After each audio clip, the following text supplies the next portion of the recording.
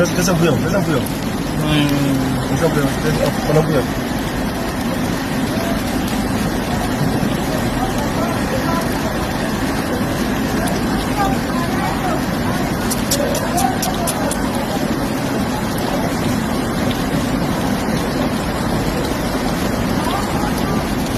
Kusangana kwatiri kuita zvekare pano paTrare 263 pano pachange ndichikuzivisai manews updates ezvinhu zviri kuitika munyika yedu yeZimbabwe. Saka kana uchiri munyowani mudikani pathis YouTube channel, kusubscribe mahara utina on the notification bell zvinobatsira kuti iwewe uzoramba uchiwana maupdates ezvinhu zviri kuitika munyika yedu yeZimbabwe.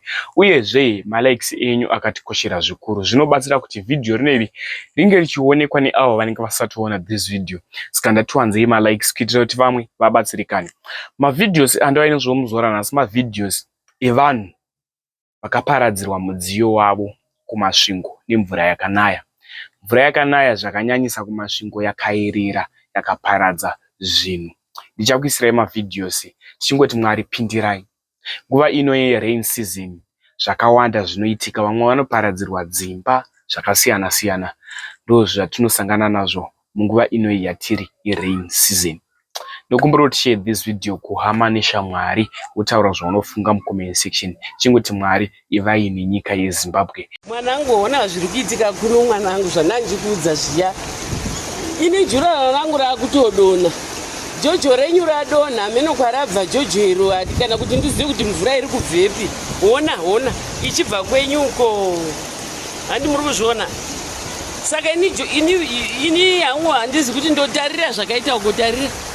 Tarira ko imba yangu iri kutodonha very uri kuzviona ka mwanangu?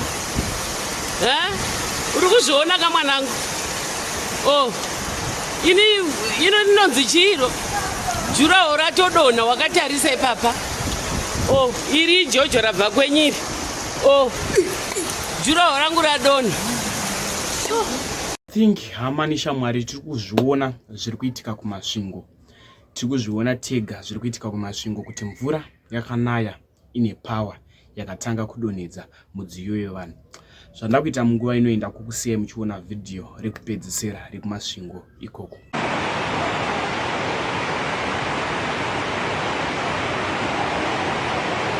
Akomana.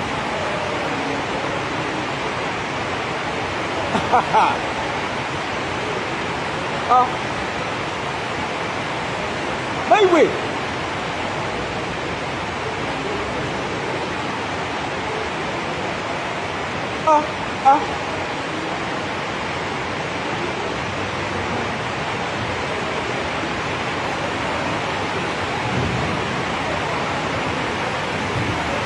Highway. Hey.